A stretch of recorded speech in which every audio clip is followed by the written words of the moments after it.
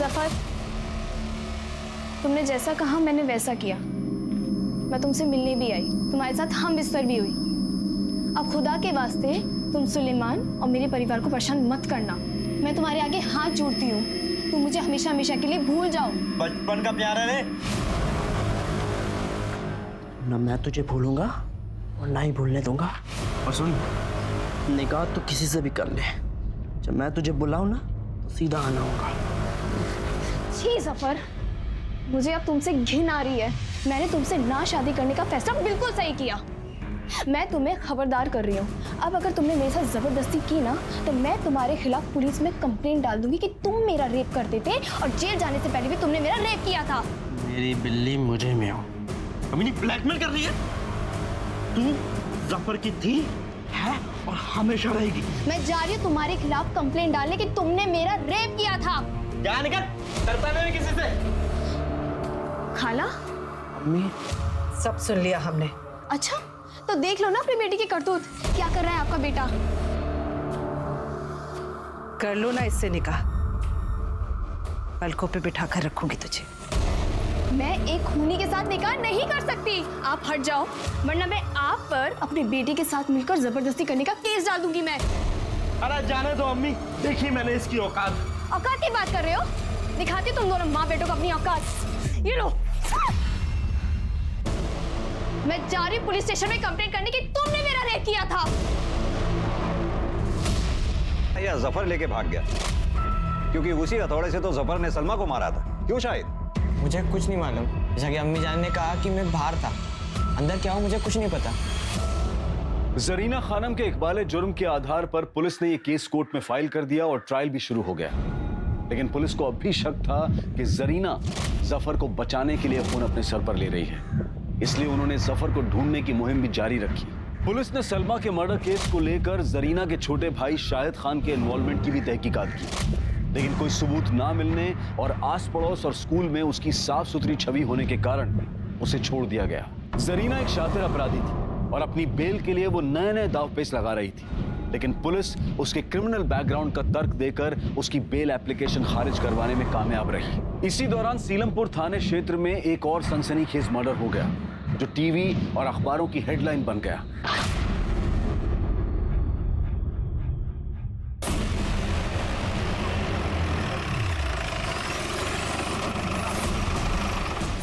Dead body अंदर है sir, काफी हाई प्रोफाइल केस है।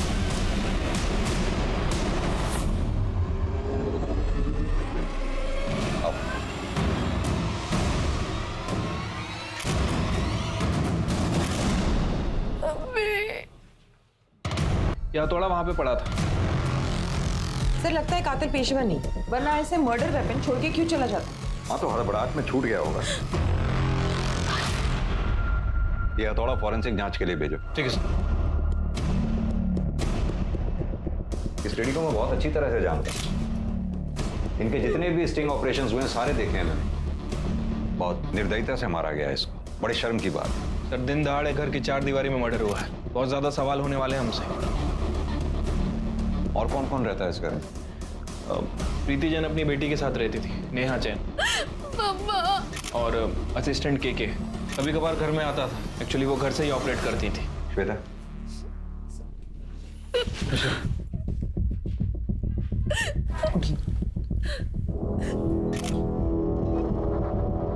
आई एम सॉरी नेहा, मैं जानता हूं ये बहुत मुश्किल की घड़ी है तुम्हारे लिए, मजबूरी है। हमारे लिए कुछ सवालों के जवाब जानना बहुत जरूरी है। आपने किसी को आते जाते देखा था? सर, मैं घर पे नहीं थी। कहाँ गई थी आप? मैं अपनी फ्रेंड के घर गई थी, जनकपुरी में। और आप? सर आज संडे है ना, मेरा वीकली ऑफ था। मैं तो सर अपने पीजी में था, न्यू फ्रेंड्स कॉलोनी। आपको पता कब चला इस हादसे का? सर मैंने मैडम को फोन किया था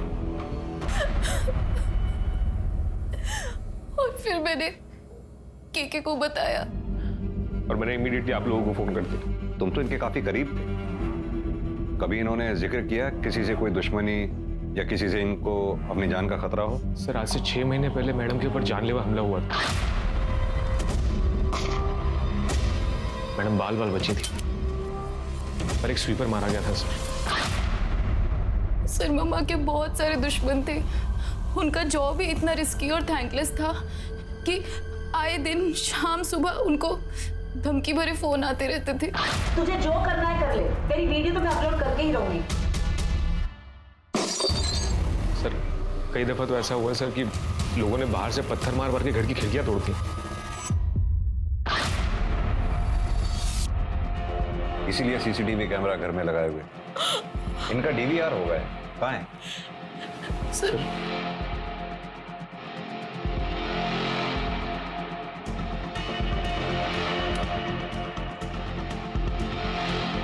सर ये तो बंद था।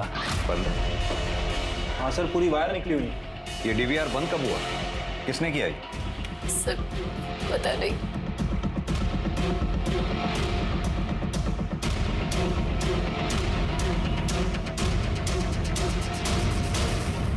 अजय सर। इस घर में जितने भी कैमराज हैं सबकी फुटेज चेक करवाओ। जी। पता करवाओ उनकी रिकॉर्डिंग कब बंद हुई। ठीक है सर। सर इसके पहले भी प्रीति जैन पे हमला हो चुका है, उस केस को भी स्टडी करता हूँ। हो सकता है कि वो हमला और ये हमला दोनों कनेक्टेड हो सकता है। ये प्रीति जैन के ऑफिस में लैपटॉप, मोबाइल, हार्ड डिस्क जो भी मिले उसका एक एक डेटा चेक कर मारो। जी। बॉडी को पंचनामा करा के पोस्टमार्टम के लिए भेज। ठीक है सर। जय सर। दिल्ली का सीलमपुर इलाका, यहाँ एक के बाद एक दिन दहाड़े ऐसी विभत्स हत्याएं हुई जिसने पूरे शहर को हिलाकर रख दिया।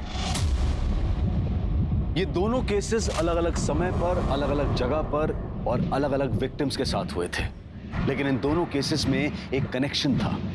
आखिर क्या था वो कनेक्शन? बेटा, ये प्रीति जैन की बेटी नेहा जैन और प्रीति के असिस्टेंट कृष्ण कुमार, इन दोनों के बयान मुझे कुछ कोऑर्डिनेटेड से लग रहे हैं।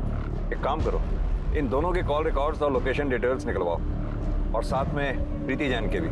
सर, क्योंकि घर में फोर्स एंट्री के निशान नहीं है।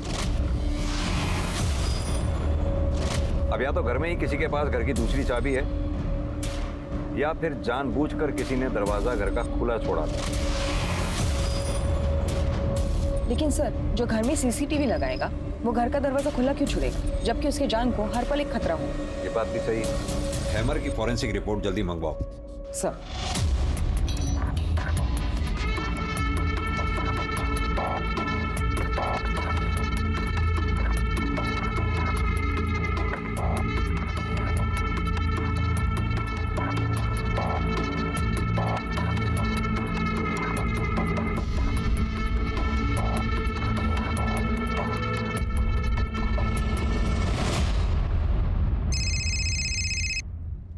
हेलो,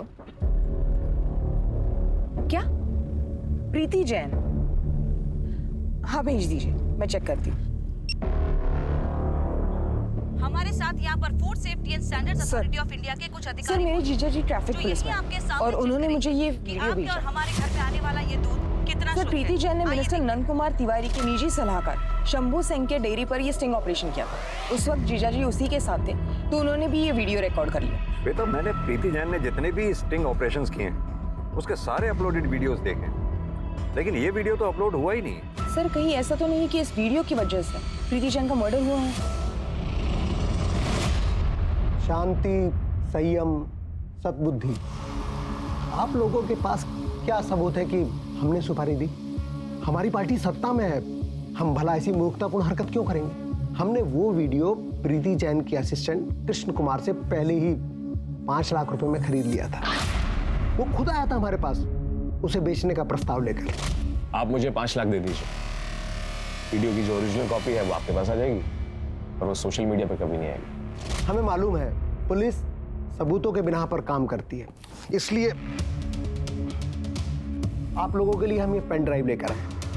आप इसमें वो वीडियो देख लीजिए जो आपको प्रीति जैन के किसी भी लैपटॉप, कंप्यूटर या हार्ड डिस्क में नहीं मिलेगा। मैंने प्रीति जैन के घर के सारे हार्ड ड्राइव चेक कर लिए हैं। शंभू डेयरी स्टिंग ऑपरेशन का ओरिजिनल वीडियो कहीं नहीं मिला है।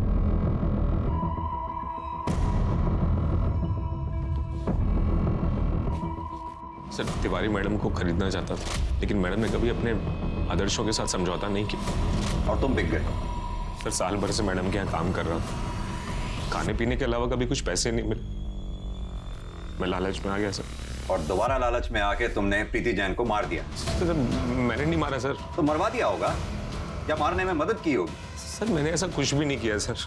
तिवारी और उसका जो सलाहकार है ना सर, वो शंभू सिंह, मैडम ने उनके ऊपर कई बार पहले भी धावा बोला था सर, उन्होंने मारा होगा सर। मिश्रा सर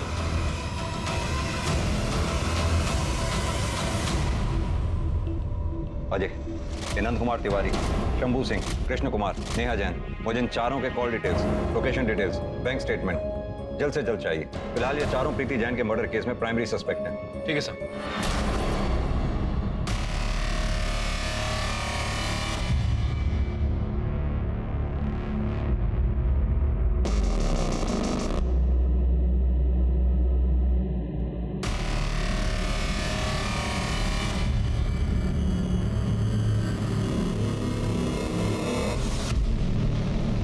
ये तुम दोनों की लोकेशन डिटेल्स, वारदात के वक्त आप दोनों घर में ही मौजूद थे। सीधी तरह से बताइए कि आपने अपनी मां को क्यों मारा। सर मैंने मम्मा का मर्डर नहीं किया है। झूठ बोल रही हैं आप। वारदात के वक्त आप अपने घर में मौजूद थी। आपने जानबूझकर अपने घर का दरवाजा खुला छोड़ा ताकि बाहर से कोई अंदर आ सके, और कोई अंदर आया भी तो सीधा आपके कमरे में गया और आपके साथ मिलकर आपकी मां का काम तमाम कर दिया। अब वो केके था या फिर कोई और? नहीं sir, this is not true. ये तो सच है ना कि तुम्हारी अपनी मां से बनती नहीं थी। आए दिन हमेशा झगड़े हुआ करते थे, और ये बात तुम्हारे घर से मिली सीसीटीवी फुटेज से साफ होती है। यस सर, ये बात सच है कि हम लड़ते थे क्योंकि हमारे आइडियाज मैच नहीं होते थे। उनकी सोशल एक्टिविज्म और चैरिटी मेरी समझ से बाहर थी। लेकिन ट्रस्ट मी सर, मैं मम्मा की डेथ के बारे में कुछ नहीं जानती। कैसे पॉसिबल है ये? वारदात के वक्त आप अपने घर में ऊपर अपने कमरे में मौजूद थी। कोई बाहर से आया, आपकी मम्मा को मारकर चला गया, आपको पता तक नहीं चला। कैसे पॉसिबल है ये?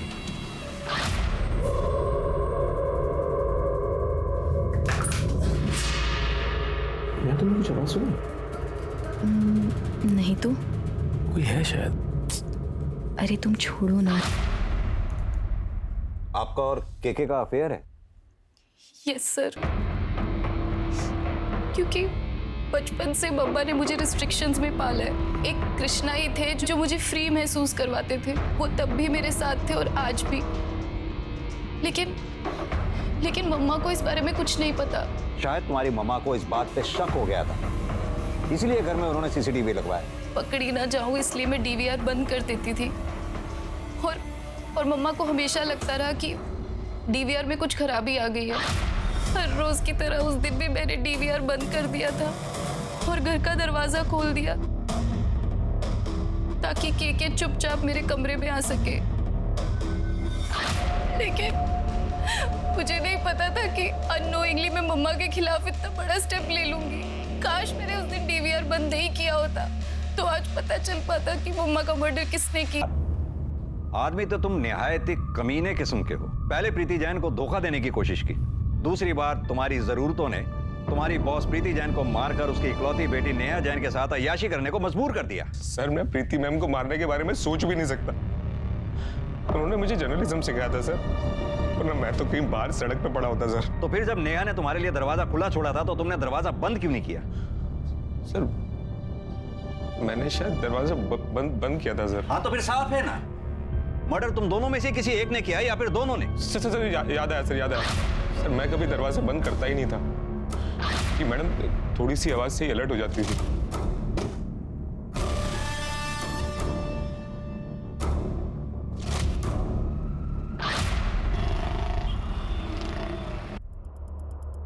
सर वो आज भाईजान का कॉल आया था।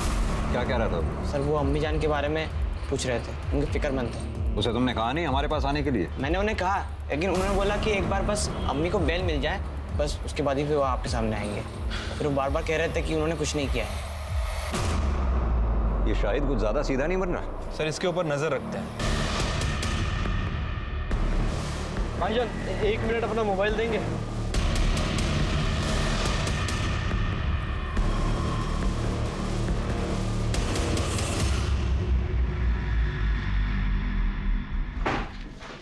सर प्रीति जैन की पोस्टमार्टम रिपोर्ट। मौत दिन के 2 बजे हुई है। हथौड़े की जबरदस्त वार की वजह से मौके पे ही मौत हो गई। सर ऐसा लग रहा है कि सलमा की पीएम रिपोर्ट हम दोबारा पढ़ रहे हैं। सर कहीं ऐसा तो नहीं कि जफर ने ही प्रीति को मारा? और वैसे भी जरीना का सुपारी लेकर लोगों को मारने का पुराना कारोबार है। लेकिन जरीना तो जेल में है।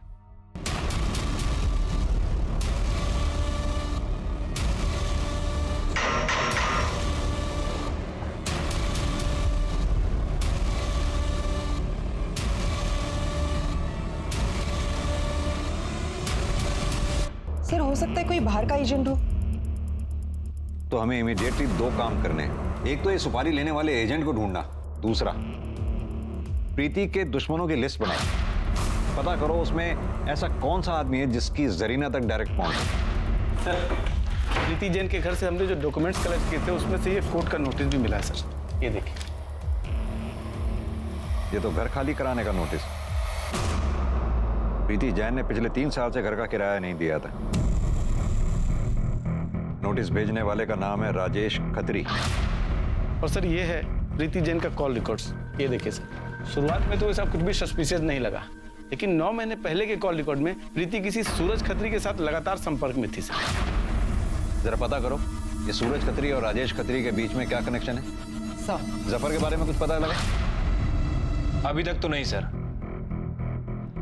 ये जरीना के सुपारी गेटवे का पता करो, क्योंकि अगर प्रीति और सलमा सैयद इन दोनों की मौत एक ही तरीके से हुई है तो मुझे लगता है कि दोनों की मौत में वेपन भी एक ही इस्तेमाल हुआ होगा। क्योंकि सलमा सईद के मर्डर स्पॉट से हमें मर्डर वेपन नहीं मिला था, जो कि प्रीति जैन के मर्डर स्पॉट से हमें बरामद हुआ। अजय, ये मर्डर वेपन लैब एक्सपर्ट को एक बार दोबारा चेक करवाने के लिए भेजो।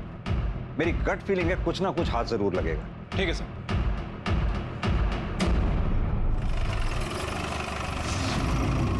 इंस्पेक्टर साहब, कोई किसी की प्रॉपर्टी पर कब्जा कर ले, किराया ना दे, खाली ना करे, तो क्या प्रॉपर्टी के मालिक को कानूनी कार्रवाई करने का हक है कि नहीं? अपनी प्रॉपर्टी खाली करवाने का हक है कि नहीं? आप बेमतलब अपना और मेरा टाइम जाया कर रहे हैं। एक्सक्यूज मी, मेरी कोर्ट में पेशी है, आई एम गेटिंग लेट। ये मेरा कार्ड है, जरूरत पड़े तो फोन कर ले। Bye bye. आपको तो कोर्ट नहीं जाना है,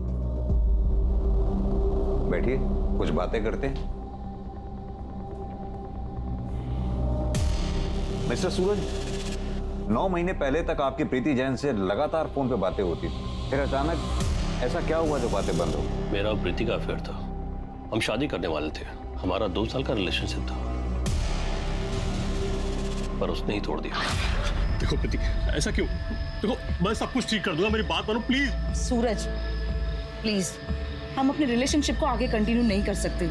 मेरी बेटी कभी भी नहीं चाहती थी कि मैं दूसरी शादी करूं, और अगर मैंने शादी कर भी ली ना तो भी वो तुम्हें कभी अपना पापा नहीं मानेगी। प्रीति, मैं बात करूंगा नेहा से, मैं समझाऊंगा उसे। सूरज, आई नो हो वो नहीं मानेगी, और तुम तो जानते हो कि वही मेरी प्रायोरिटी है। आज के बाद हम इस बारे में कभी बात नहीं करेंगे। मैं टूट सा गया था, शराब का सहारा ले लिया, मैं रोज पीने लगा। मुझे ऐसा लगा जैसे मेरी दुनिया ही उजड़ गई। लेकिन अभी तो आप बिल्कुल ठीक लग रहे हैं। क्या ये प्रीति जैन के मर्डर से मिली खुशी का असर है? नहीं सर, मैं अभी रिहैब से लौटा हूँ। मैंने भी इनफैक्ट उससे कहा कि जब तक तेरा सूरज से अफेयर था तब तक तो किराया मत दे, लास्ट के 9 महीने का दे दे। वो देने भी वाली थी, लेकिन मेरे बेटे राजेश को अर्जेंट पैसों की जरूरत थी, तो उसने उसको नोटिस भिजवा दिए, और वो रेगुलर उसको फॉलो करता था। मिस्टर सूरज, आप तो प्रीति के काफी क्लोज थे, आपको क्या लगता है प्रीति जैन को कौन मार सकता है? पता नहीं सर, पर हाँ, प्रीति को सबसे अधिक टेंशन नेहा की रहती थी, और इससे ज्यादा कुछ प्लान चलता मैं। सर मुझे तो ये पूरी फैमिली सस्पेक्ट लग रही है। ये सूरज खत्री के भी कहानी पे विश्वास नहीं किया जा सकता। ज्यादातर केसेस क्राइम ऑफ पैशन होते हैं, और बात वो ज्यादा ही शुगर कोटेड बातें कर रहा था। वैसे आपने वो सूरज को नोटिस किया? वो भी नेहा की तरफ ही इशारा कर रहा था।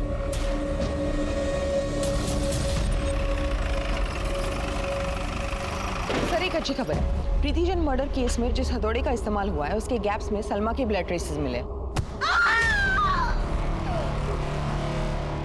मतलब सर जफर ने ही प्रीति और सलमा का मर्डर किया है। ये जरीना हमें बरगलाने की कोशिश कर रही है। जफर जब वहां से भागा होगा तो अपने साथ मर्डर वेपन भी लेकर गया होगा, और जब उसे जरीना के जरिए प्रीति को मारने की सुपारी मिली तो उसने उसी मर्डर वेपन का, यानी कि हथौड़े का इस्तेमाल कर प्रीति का मर्डर कर दिया। लेकिन जफर और जरीना के बीच में कम्युनिकेशन नहीं है। जरीना जेल में है। जफर ना तो उससे मिल सकता है और ना ही फोन पे बात कर सकता है। हाँ, लेकिन इतना तय है कि सुपारी तो दी गई है। अब पता ये करना है कि जरीना ने वो सुपारी किसको दी है।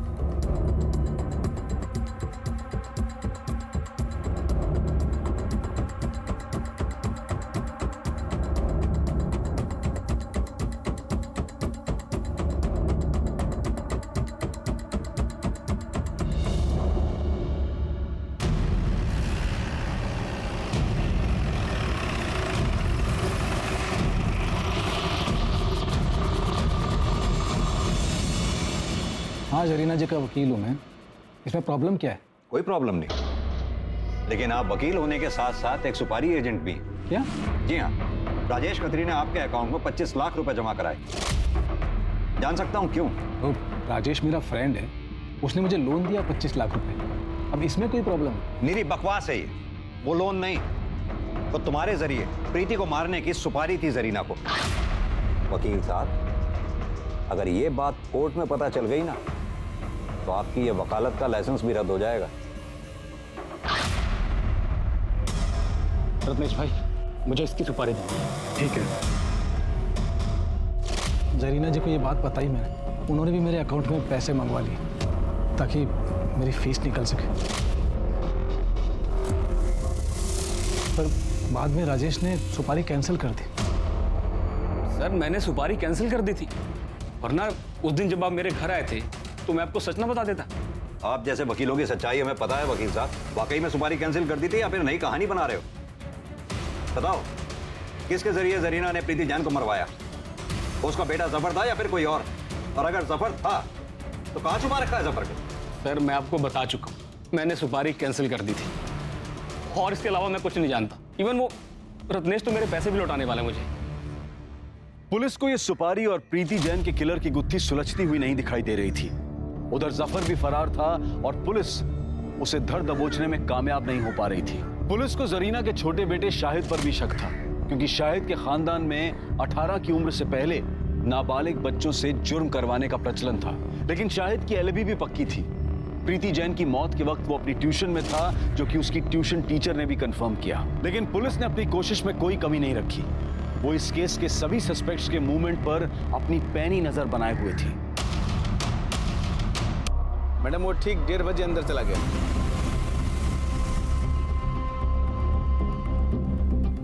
मैडम, अभी वो 4:30 बजे यहाँ से निकला है। 1 मिनट मैडम, 1 मिनट। वो डस्टबिन के पास रुका है, शायद कुछ फेंकने के लिए रुका है। अच्छा, शाहिद ने कल भी कुछ फेंका था ना डस्टबिन में? जी मैडम, कल भी फेंका था। वो आगे बढ़ गया मैडम। देखो जरा क्या फेंका।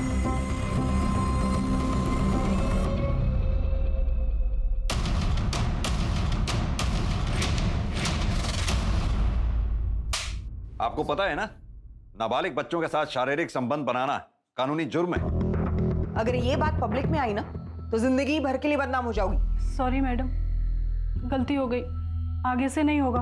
ये बताओ, 27 अक्टूबर को दिन में 1:30 बजे से लेकर 4:30 बजे के बीच में शाहिद क्या तुम्हारे पास ट्यूशन पढ़ने के लिए आया था? नहीं सर। हाँ तो शाहिद, तुम्हारे भाईजान का फोन आया था? नहीं सर। देखो शाहिद, सीधा मुद्दे पे आते हैं। हमारी टीम को तुम्हारी बाइक से कुछ ब्लड सैंपल्स मिले। रिपोर्ट आने पर क्लियर हो ही जाएगा और तुम जेल भी जाओगे। तो सीधी तरह से बता दो कि वो खून किसका है और तुमने किस किस को मारा है। बताता हूँ सर। ज़्यादा मुझे क्या होगा, 2 साल की जेल होगी, उसके बाद मैं वापस छूट जाऊंगा। फिर मुझे जो पढ़ना होगा मैं पढ़ूंगा ना। तो तुम ये मानते हो कि तुमने प्रीति जैन का मर्डर किया है? मैंने सलमा का भी मर्डर किया है। अम्मी जान तो बेवजह जेल में और भाईजान भी बेवजह फरार है। भाईजान को मैंने बहुत समझाया कि वो यहाँ आ जाए ताकि मैं खुद को आप लोगों के हवाले कर सकूं, लेकिन भाईजान मुझसे इतना प्यार करते हैं कि वो माने ही नहीं। उल्टा वो तो अम्मी को बेल दिलवाने के लिए तड़प रहे थे। सलमा को तुमने कैसे मारा? वो बदजात औरत अम्मी और भाईजान की पुलिस में कंप्लेन करने जा रही थी। मैं जा रही पुलिस स्टेशन में कंप्लेन करने की, तुमने मेरा रेप किया था।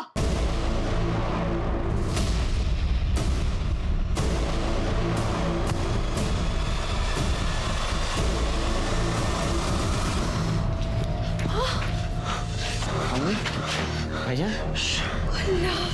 भाई क्या किया तूने? ये क्या किया तूने? ये गुनाह मैं अपने साथ लेता हूँ। जफर, 18 साल का हो गया है तू। सारी जिंदगी जेल में काटनी पड़ेगी। मेरे भाई शाहिद पर कोई आँच नहीं आनी चाहिए। इसे पढ़ने दो, हमारी दुनिया से अलग होने दो इसे। इसलिए अम्मी ने सारा इल्जाम अपने सर ले लिया। और प्रीति जैन को कैसे मारा?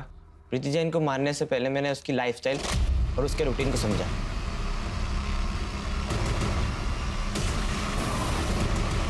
नेहा का दरवाजा खुला छोड़ देना और केके का दरवाजा बंद ना करना मेरा काम और आसान कर गया। फिर उस दिन जब केके अंदर गया तो उसके पीछे छुपकर मैं भी अंदर घुसा। लेकिन मारा क्यों? वकील साहब के पास प्रीति जैन को मारने के लिए दूसरी बार सुपारी आई थी, इसलिए अम्मी ने मुझे मिलने बुलाया था। देख शाहिद, तू चाहता है ना कि तेरी अम्मी बेल पे छूट जाए? जी अम्मी। तो अपनी अम्मी के खातिर एक खून और कर दे। अम्मी मैं पीएमटी एग्जाम से। अरे 2 साल की ही तो बात है, 18 को छूट जाएगा तू। फिर ढेर सारा डोनेशन देके दाखिला करा दूंगी अच्छे मेडिकल कॉलेज में। बोल। जी। एक सुपारी तो कैंसिल हो गई थी, दूसरी सुपारी किसने दी?